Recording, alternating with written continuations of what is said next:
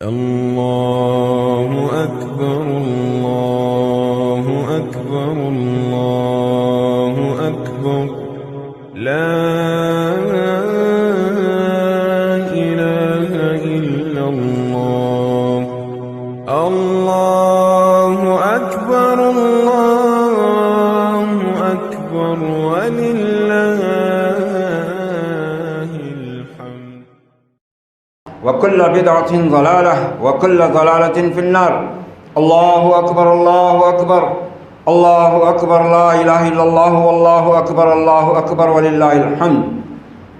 أيها المسلمون، قال الله عز وجل في كتابه الكريم: أعوذ بالله السميع العليم من الشيطان الرجيم، بسم الله الرحمن الرحيم. يا أيها الذين آمنوا اتقوا الله حق تقاته ولا تموتن إلا وأنتم مسلمون. وقال ربكم فاذكروني أذكركم واشكروا لي ولا تكفرون. وقال الله عز وجل: ولتكبروا الله على ما هداكم ولعلكم تشكرون. الله أكبر الله أكبر لا إله إلا الله والله أكبر الله أكبر ولله الحمد. محترم حضرات، اللہ رب العزت نے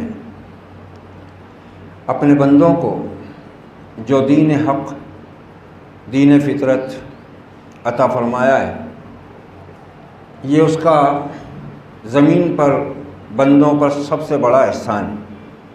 لقد من اللہ علیکم اذ بعث فیکم رسولا منکم. یہ جو اللہ تعالیٰ نے احسان جتایا ہے، ورنہ تو اس کی نعمتیں اتنی ہیں کہ ہمارے اعمال تو ایک طرف ہے، وہ صرف ہم سے اپنی نعمتوں کا حساب لے تو ہم بچ نہیں سکتے. ان تعدوا نعمت اللہ علیکم لا تحصوها. اگر تم اللہ کی ان نعمتوں کو گننا چاہو جو اس نے تم کو عطا کر رکھی ہیں، تم کو دے رکھی ہیں، تو تم گن بھی نہیں سکتے. اور اگر صرف ان نعمتوں کا حساب لے لے اللہ، تو پھر آدمی کا بچنا محال ہے، اور ہر نعمت کے بارے میں پوچھا جائے گا، یہ اللہ نے فرما دیا ہے. مگر ان سب کے باوجود یہ ساری نعمتوں سے بھری ہوئی دنیا اس کی نگاہ میں مچھر کے پر کے برابر نہیں ہے. اور اصل وہ احسان جتاتا ہے بندوں پر اس بات کا کہ اس نے اپنے بندوں کو دین دیا، اپنی بندگی کا راستہ بتایا، اپنے انبیاء اور رسول کو بھیج کر ان کے ذریعے سے اللہ نے آخرت میں کامیاب ہونے کا ہم کو راستہ بتایا اور اس کی ضمانت دی ہے کہ اگر تم میرے رسولوں پر ایمان لاؤ اور ان کے راستے پر چلو تو پھر تم کو میں اس دنیا میں، اس دنیا سے بہتر نعمتوں میں داخل کروں گا، جہاں تم کو ہمیشہ رہنا ہو، جہاں تمہارا کوئی حساب کتاب لیا نہیں جائے گا، جہاں تم پر کوئی پابندیاں نہیں ہوں گی، جہاں تم پر کوئی کسی قسم کی قدغن نہیں عائد کی جائے گی. بس کلوا واشربوا ہنیئا بما کنتم تعملون، کہ بس کھاؤ پیو مزے سے ان اعمال کے بدلے میں جو تم نے دنیا میں کیے تھے ایمان لانے کے بعد. لیکن کیا یہ راستہ اتنا آسان ہے کہ بس آدمی نے کہہ دیا کہ ہم ایمان لائے اللہ پر، آخرت کے دن پر، اس کے رسولوں پر، اس کی کتابوں پر، اور بس ہمارا حساب نہیں ہوگا اور ہم جنت میں داخل کر دیے جائیں گے؟ نہیں. اس کے لیے تو اس نے اپنے انبیاء اور رسول کی سیرت کو اپنی آخری کتاب ہدایت میں کھول کر بیان کیا ہے، اور خود اہل ایمان کو بھی یہ وارننگ دی ہوئی ہے، یہ اعلان کیا ہوا ہے، خبردار کیا گیا ہے کہ اللہ ایسے ہی کسی کے ایمان کو قبول نہ کرے گا. وَلَنَبْلُوَنَّكُمْ بِشَيْءٍ مِّنَ الْخَوْفِ وَالْجُوعِ وَنَقْصٍ مِّنَ الْأَمْوَالِ وَالْأَنفُسِ وَالثَّمَرَاتِ وَبَشِّرِ الصَّابِرِينَ. کہ ضرور تمہاری آزمائش تو ہوگی. کس چیز سے؟ وَلَنَبْلُوَنَّكُمْ بِشَيْءٍ مِّنَ الْخَوْفِ. تم کو آزمائے گا اللہ خوف میں ڈال کر. اب یہ خوف کچھ بھی ہو سکتا ہے، کئی طرح کے خوف انسان کو ہوتے ہیں.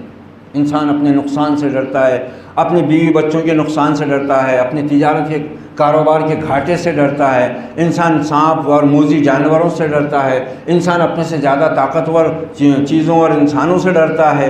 بہت سے خوف ہیں. انسان موت سے ڈرتا ہے، بیماریوں سے ڈرتا ہے، بے شمار چیزیں ہیں ڈرنے کی جن سے انسان خوف کھاتا ہے. مگر اللہ نے فرمایا کہ جو ایمان والے ہیں وہ ان تمام حالتوں میں بھی اپنے رب پر بھروسہ رکھتے ہیں تو اللہ پھر ان کے دلوں کو اطمینان عطا کرتا ہے. الا بذکر اللہ تطمئن القلوب. یاد رکھو اللہ کے ذکر ہی سے یہ دل اطمینان پاتے ہیں. ہر قسم کا خوف، ہر قسم کا دماغی دباؤ، ٹینشن، یہ اللہ کا ذکر فری کر دیتا ہے، یہ اللہ کے ذکر میں اللہ نے برکت رکھی ہوئی ہے۔ اسی لیے اس احسان کے ساتھ اللہ نے اور اس پر مزید احسان یہ کیا کہ سال بھر میں اللہ نے کچھ مہینے، کچھ دن، کچھ راتیں، دن اور رات کی کچھ خاص گھڑیوں کو اور زیادہ احسان کرنے کے لیے خاص کر دیا کہ یہ دن ہیں، یہ راتیں ہیں، یہ مہینہ ہے، اس میں تم یہ عبادت کر لو تو اللہ تم پر اور زیادہ مہربان ہوگا، تمہارے سارے گناہ بخشے گا، تم پر مزید اپنا فضل و کرم کرے گا، تمہارے درجات کو بلند کرے گا، تمہاری برائیوں کو نیکیوں سے بدل دے گا۔ یہ اس کے لیے بھی پھر مخصوص اور ایام اور اوقات دیے گئے، یہ احسان ہے اس کا۔ اب اللہ کے نبی صلی اللہ علیہ وسلم نے فرمایا، اور خود قرآن میں بھی آیا، والفجر ولیال عشر، قسم ہے فجر کی اور 10 راتوں کی۔ تمام مفسرین کا اس پر اتفاق ہے کہ اس سورہ فجر کے اندر اس آیت میں 10 راتوں سے مراد ہے ذو الحجہ کے پہلے 10 دن۔ اور پھر حدیث مبارکہ میں تو اس کی بہت بڑی فضیلت بیان کی گئی ہے کہ یہ وہ دن ہیں جس میں کیے جانے والے نیک اعمال اللہ کو عام دنوں حتیٰ کہ رمضان کے دنوں سے بھی زیادہ محبوب ہیں۔ اور پھر اللہ نے اس مہینے میں حج رکھا ہوا ہے اور اللہ نے حکم دیا ہے، سورہ بقرہ میں ارشاد ہوا، وَاذْكُرُوا اللَّهَ فِي أَيَّامٍ مَّعْدُودَاتٍ، گنتی کے چند دنوں میں اللہ کا ذکر کرو۔ اور سورہ حج میں فرمایا وَيُذْكَرُ اسْمُ اللَّهِ فِي أَيَّامٍ مَّعْلُومَاتٍ۔ علامہ امت مفسر قرآن حضرت عبداللہ ابن عباس رضی اللہ عنہما اس آیت کی تشریح میں بیان فرماتے ہیں کہ ایام معلومات سے مراد ہے ایام عشر، یعنی یہ 10 دن ذو الحجہ کے، اور ایام معدودات سے ایام تشریق، یعنی اس مہینے کی 11، 12، 13 تاریخ۔ اس میں حکم دیا گیا ہے، اللہ حکم دے رہا ہے کہ یہ گنتی کے جو چند دن ہیں حج اور عمرہ، تکبیرات تشریق کے، ایام عشر کے، اس میں اللہ کا ذکر کرو، اللہ کی بڑائی بیان کرو۔ چنانچہ احادیث میں، آثار میں حضرت عبداللہ ابن مسعود رضی اللہ عنہ، حضرت عمر فاروق رضی اللہ عنہ، حضرت علی ابن ابی طالب رضی اللہ عنہ سے جو روایت منقول ہے وہ تکبیر کے ان الفاظ کے ساتھ ہے جو ہم عام طور سے پڑھتے ہیں اور اکثر پڑھی جاتی ہے، اللہ اکبر اللہ اکبر، لا الہ الا اللہ واللہ اکبر اللہ اکبر وللہ الحمد۔ حضرت عبداللہ ابن مسعود رضی اللہ عنہ سے مصنف ابن شیبہ میں تکبیر میں ایک لفظ زیادہ ہے، اللہ اکبر اللہ اکبر اللہ اکبر، 3 مرتبہ اللہ اکبر ہے شروع میں، لا الہ الا اللہ واللہ اکبر وللہ الحمد۔ حضرت سلمان فارسی سے جو الفاظ منقول ہیں تکبیر کے وہ ہیں، اللہ اکبر اللہ اکبر کبیرہ۔ اور ابن عباس رضی اللہ عنہ جو تکبیر کہا کرتے تھے اس کے الفاظ یہ ہیں، اللہ اکبر اللہ اکبر وللہ الحمد، اللہ اکبر و اجل، اللہ اکبر علی ما ہدانا۔ یہ تکبیر کے الفاظ ابن عباس رضی اللہ عنہ کے ہیں، اور وہ اس آیت کی روشنی میں یہ تکبیر کہتے تھے جو اللہ تعالیٰ نے سورہ بقرہ میں ارشاد فرمائی، وَلِتُكَبِّرُ اللَّهَ عَلَى مَا هَدَاكُمْ، اللہ کی بڑائی بیان کرو اس ہدایت پر جو اس نے تم کو عطا کی ہے۔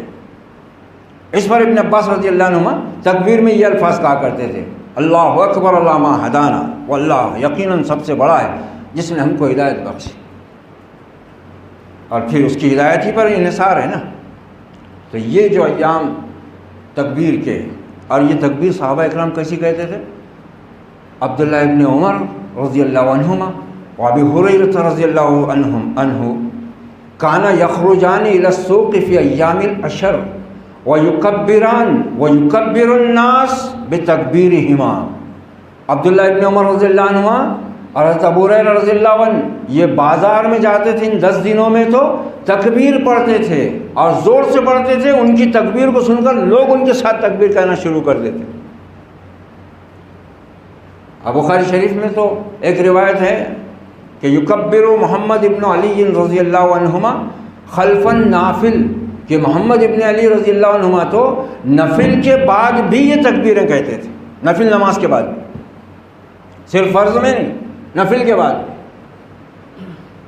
مگر ہم اس مہینے کی ان بابرکت ساعتوں، ان فضیلتوں سے سن کر بھی انسنی کر دیتے ہیں۔ سارا دھیان ہمارا یا تو قربانی کے جانور میں ہوتا ہے، یا قربانی کے حصوں میں ہوتا ہے، اور قربانی کے گوشت کی تقسیم میں ہوتا ہے۔ نہ نمازوں کی پرواہ، نہ قربانی کی روح سے آشنائی۔ حالانکہ یہ جس نبی مکرم کی، جس پیغمبر جلیل و عظیم کی یہ سنت ثابت آئے، اس کی پوری زندگی دو چیزوں سے بھری ہوئی ہے، ایک اللہ کی ذکر اور اس کی بڑائی سے، اور دوسرے اللہ کی اطاعت و فرما برداری اور وفاداری میں قربانیوں سے۔ وہ ایک ہی قربانی نہیں دی تھی انہوں نے حضرت اسماعیل کی، انہوں نے قربانی اس دن سے دینا شروع کی تھی جس دن انہوں نے اپنی قوم کے سامنے اللہ کی بڑائی کا اعلان کیا تھا، اور اعلان کیا تھا کہ میری قوم، میں تم سے، تمہارے معبودوں سے سب سے بیزار ہوں، میں صرف اللہ کو بڑا مانتا ہوں، وہی زمین آسمان کا پیدا کرنے والا ہے، میں نے تم سب سے اپنا رشتہ منقطع کر لیا ہے، میرا تمہارا کوئی تعلق نہیں۔ یہیں سے قربانیاں شروع ہو گئی تھیں۔ حضرت ابراہیم علیہ السلام گھر سے نکالے گئے، وطن سے نکالے گئے، آگ میں پھینکے گئے، ہجرت کی، مصر، شام، فلسطین، ادھر ادھر مارے مارے پھرے، یہی پیغام دیتے رہے۔ اللہ آزمائش پر آزمائش کرتا رہا۔ بڑھاپے میں اولاد ہوئی تو کہا وقے کی وادی میں چھوڑ دے، جہاں کوئی پانی کا قطرہ نہیں، گھاس کا تنکا نہیں، اناج کا دانہ نہیں، کوئی آدم نہیں، آدم ذات نہیں، وہ بھی قربانی دے دی۔ پھر یہ بچہ دوڑ بھاگ کی عمر کو پہنچا تو پھر خواب میں حکم دیا کہ اس کو جا کے ذبح کر، اگر تو ہم سے محبت کرتا ہے اور ہم تجھ کو سب چیزوں سے زیادہ محبوب اور پیارے ہیں تو اپنی سب سے محبوب چیز کو قربان کر دے۔ یہاں ہماری صورتحال ایسی ہے کہ ہم یہ پوچھتے ہیں کہ ہمارے اوپر قرضہ ہے، قربانی دینا ضروری ہے؟ قرضہ ہے ہمارے اوپر، تمہارے اوپر قرضہ رہا تو تم نکاح میں 2 بیل کیوں کاٹتے؟ اور قرضہ تم نے اس کے واسطے لیے تھے، شیطانوں کی رسموں کو پورا کرنے، عورت کو خوش کرنے، برادری کو راضی کرنے، بڈھوں کو، جاہلوں کو خوش کرنے کے لیے نا، جبکہ اسلام نے نکاح میں تو کچھ رکھا نہیں تھا خرچہ، تم نے کیے۔ قربانی کی بات آئے تو بولتے ہیں قرضہ ہے ہمارے اوپر، جبکہ جمہور علماء کا کہنا کیا ہے کہ اگر مسلمان اس بات کی طاقت رکھتا ہے کہ قرض لے کر قربانی کرے تو اس کو کرنا چاہیے، کیونکہ نبی صلی اللہ علیہ وسلم نے سخت تاکید فرمائی ہے کہ جو استطاعت رکھتے ہوئے بھی قربانی نہ دے وہ ہماری عیدگاہ میں نہ آئے۔ پھر ایک مسئلہ آیا کہ نبی صلی اللہ علیہ وسلم کے زمانے میں حضرت ابو ایوب انصاری رضی اللہ عنہ کی مشہور و معروف حدیث ہے وہ کہ ہم اللہ کے رسول کے عہد میں اپنے گھر والوں کی طرف سے ایک جانور قربان کرتے تھے، ایک بکرا یا ایک دمبا یا ایک مینڈا۔ تب اس میں گھر والے کون؟ گھر والوں سے مراد کون ہوتے؟ اب 4 بھائی ہے، 5 بھائی ہے گھر میں، 6 بھائی ہیں، 6 کی 6 شادی شدہ بھی ہیں، کمانے والے بھی ہیں، اور ماں باپ ہیں۔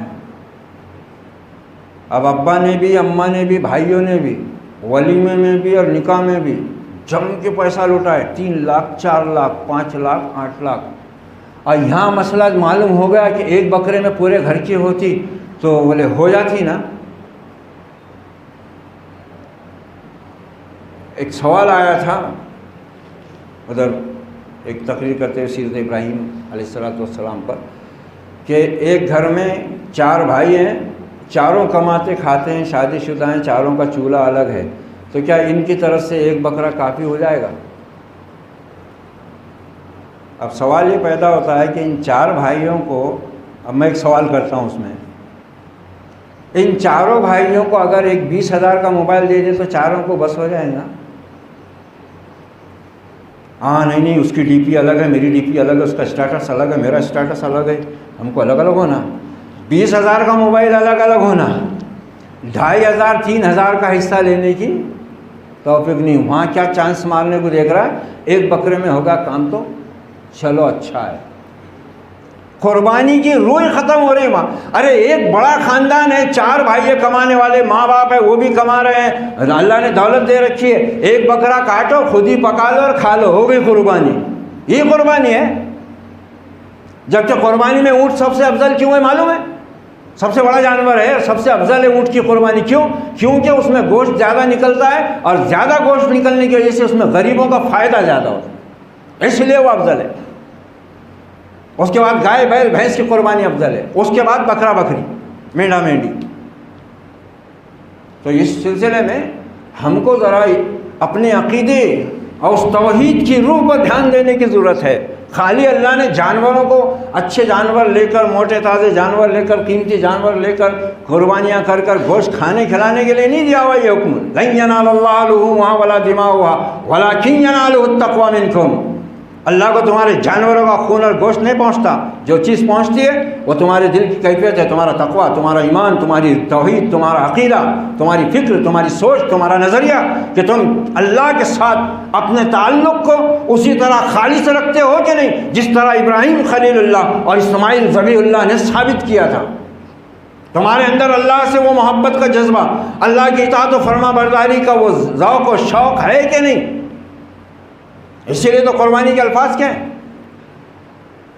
قربانی میں جو دعا کے الفاظ رکھے گئے وہ انہی آیات کو رکھ دیا گیا ہے جو حضرت ابراہیم السلام کی عقیدے اور توحید کی روح ہیں. انی وجہت وجہی للذی فطر السماوات والارض حنیفا وما انا من المشرکین ان صلاتی ونسکی ومحیای ومماتی للہ رب العالمین لا شریک لہ وبذلک امرت وانا اول المسلمین. بسم اللہ اللہ اکبر اللہم منک ولک اللہم تقبل منی.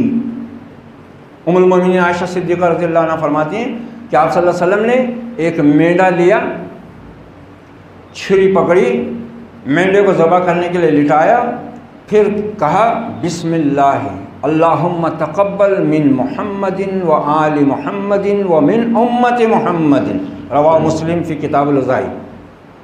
ام المومنین فرماتے ہیں کہ آپ صلی اللہ علیہ وسلم نے مینڈا لے کر اس کو لٹایا، چھری پکڑی آپ نے اور حکم دیا ہے اپنے امت کو کہ جانور کو لٹانے سے پہلے چھری تیز کرو، اور وہ بھی اس کے سامنے نہیں. دیکھو، جو دین جانور کو خوفزدہ کرنے کی اجازت نہیں دیتا وہ انسانوں کو نقصان پہنچانے کی اجازت دے سکتا ہے. دکانیں پھوڑنے کی، جلانے کی اجازت دیتا ہے کیا یہ دین؟ جو دین جانور کے سامنے اس کو ذبح کرنا ہے، جانور ہے وہ، مگر حکم ہو رہا ہے رحمت للعالمین کا کہ خبردار جانور کو لٹا کر اس کے سامنے چھری نہ تیز کی جائے، کند چھری سے جانور ذبح نہ کیا جائے. ایک شخص بکری کو لٹا کر چھری تیز کر رہا تھا. آپ صلی اللہ علیہ وسلم گزرے تو فرمایا، اے کیا تو اس کو 2 بار مارنا چاہتا ہے؟ تجھے چاہیے تھا کہ اس کو لٹانے سے پہلے کہیں اور پہلے چھری تیز کر لیتا اور پھر اس کو لٹاتا. آج ہمارا کیا لوگوں میں مقام بنا ہوا ہے، ہماری امیج کیا بنی ہوئی ہے.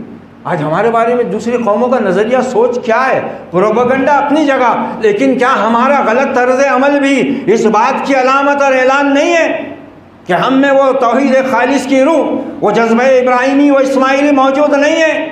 یہ نماز، روزہ، حج، قربانی، زکوٰۃ، صدقہ، خیرات، یہ سب ایک محض رسمی علامت بن کر رہ گئی ہے. ہمارا دین ایک رواجی رسمی دین رہ گیا، وہ روح توحید سے خالی ہے. اور اگر اس سے خالی ہو تو اللہ کے ہاں تو کوئی نیکی قبول ہوتی نہیں. قربانی کرنا ہے تو اپنی انا پر چھری چلاؤ، خود غرضی پر چھری چلاؤ، دنیا پرستی پر چھری چلاؤ، حرام کمائی پر چھری چلاؤ، نفرت پر چھری چلاؤ، اپنے ماں باپ کی نافرمانی پر چھری چلاؤ، اپنی بیوی کے حقوق ادا نہیں کر رہے ہیں تو ان پر ظلم ہو رہا ہے تو اس پر چھری چلاؤ، اور وہ بنو جو اللہ اس کا رسول چاہتا ہے. نفرتوں، عداوتوں اور تعصب پر چھری چلاؤ. وہ مومن بنو جو دنیا کے لیے رحمت ہوتا ہے، گھر والوں کے لیے رحمت ہوتا ہے، پڑوسی کے لیے رحمت ہوتا ہے، محلے کے لیے رحمت ہوتا ہے، بستی والوں کے لیے رحمت ہوتا ہے. مومن اور مسلم دنیا والوں کے لیے رحمت ہوتا ہے. اس کے سائے میں انصاف پاتی ہیں قومیں. یہ توڑ پھوڑ، ہنگامے، یہ اسلام کسی حال میں اجازت نہیں دیتا کسی کو. یہ قربانی کیا ہے؟ پہلے تو انسان کو اپنے نفس کو قربان کرنا ضروری ہے. اگر آدمی اپنے نفس کی بندگی کر رہا ہے تو پھر وہ خدا کا بندہ کہاں ہے؟ اور وہ فرمایا نا، علامہ نے بالکل صحیح فرمایا کہ براہیمی نظر پیدا مگر مشکل سے ہوتی ہے، ہوس چھپ چھپ کے سینوں میں بنا لیتی ہے تصویریں.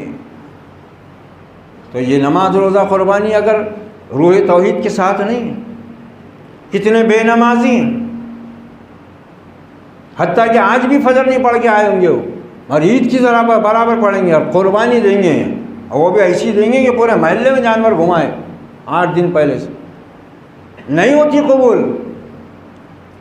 ہر نیک عمل کی قبولیت کا دار و مدار سب سے پہلے صحیح عقیدے پر ہے اور اس کے بعد نماز پر ہے۔ جو نماز کا پابند نہیں، نماز کی حفاظت نہیں کرتا، اس کا دین ہی ختم ہے۔ جس نے نماز کی حفاظت نہیں کی، اس کا دین برباد ہو جاتا ہے۔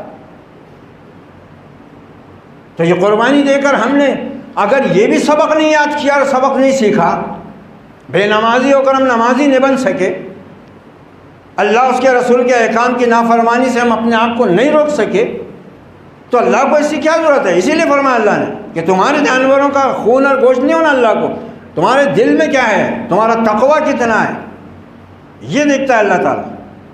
اخلاص چاہیے، اور ایسی قربانی اللہ قبول کرتا ہے زمین پر خون کا قطرہ گرنے سے پہلے۔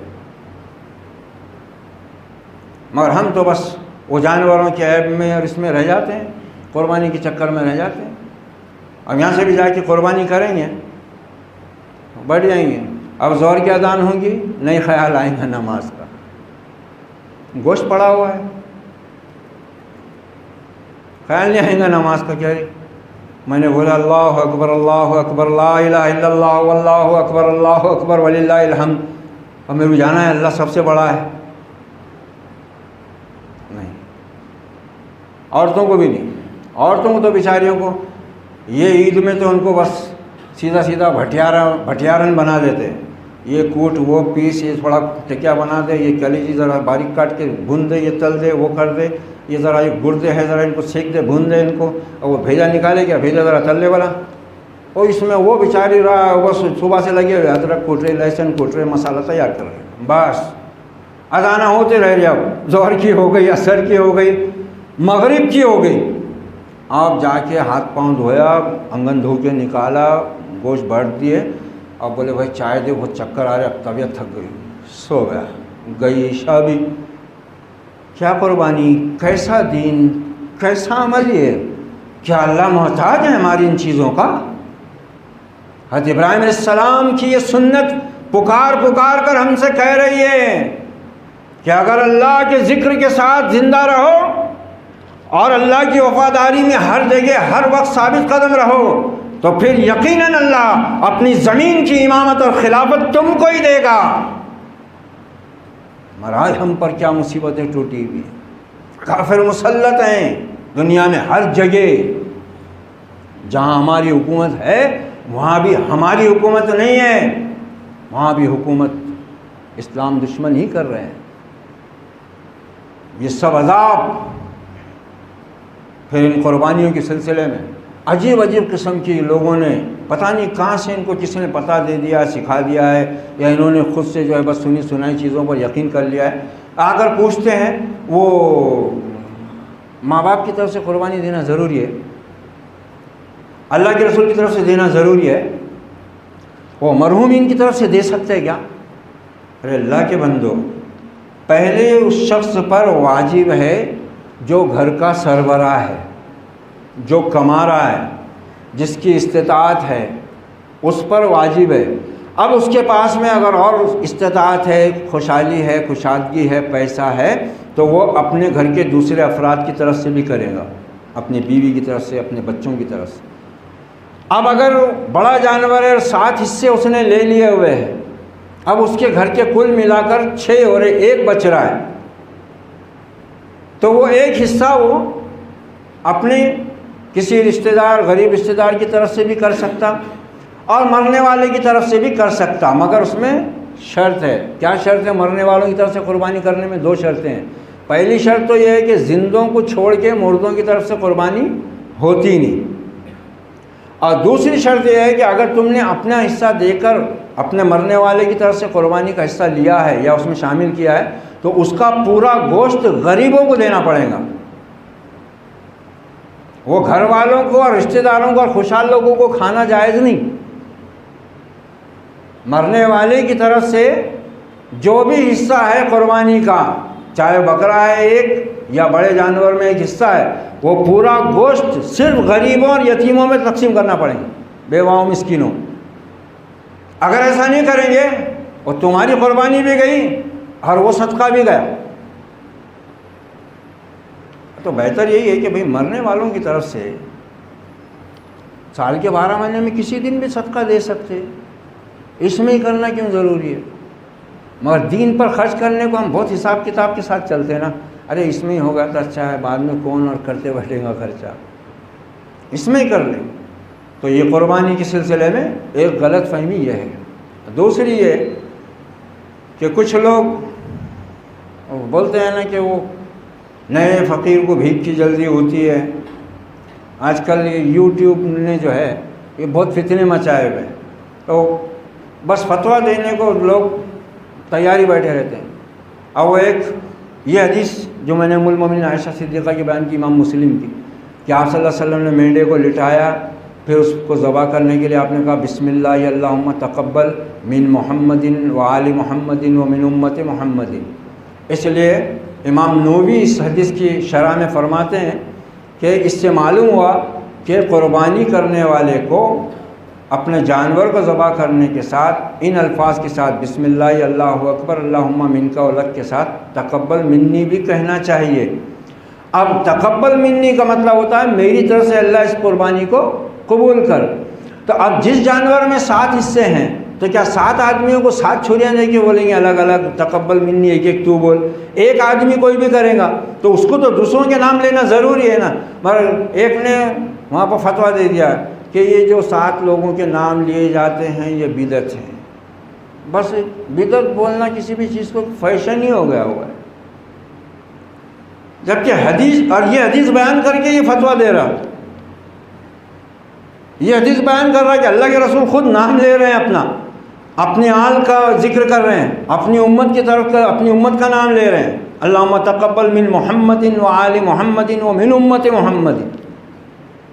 تو پھر یہ اللہم تقبل منی تو اکیلا آدمی ہے، اکیلا اس کا جانور ہے تو وہ بول سکتا ہے، مگر اس کے اندر 7 حصے اگر ہیں تو ان سب کا نام لینا، یہ امام نووی کہتے ہیں کہ یہ مستحب ہے، لیکن میں تو سمجھتا ہوں اس حدیث کی روشنی میں کہ یہ ضروری ہے تاکہ ہر ایک کو اطمینان ہو جائے کہ بھائی اس کا حصہ اس میں شامل ہے۔ تو بہتر یہی ہے، تو ہم کوشش کریں قربانی بھی سیدھے طریقے سے کریں، غنڈہ گردی جہالت کا یہ مظاہرہ نہ کریں، محلے کی اپنے نالیوں میں خون نہ بہائیں، گندگی پڑوسیوں کے آنگن میں نہ پھینکیں، لوگوں کو تماشا نہ بتائیں، چھریاں لے لے کے ہاتھ میں ننگی چھری لے لے کر موٹر سائیکلوں پر جانور قربان کرنے کو نہ جائیں، بلکہ احتیاط برتیں۔ ہمارے ساتھ دوسری بھی قومیں رہتی ہیں جن کے جذبات کا اور جن کے دینی معاملات کا خیال رکھنا ہماری مذہبی دینی ذمہ داری ہے، ہم خیر امت ہیں، اس لیے ہم کو ذرا یہ سوچنا چاہیے،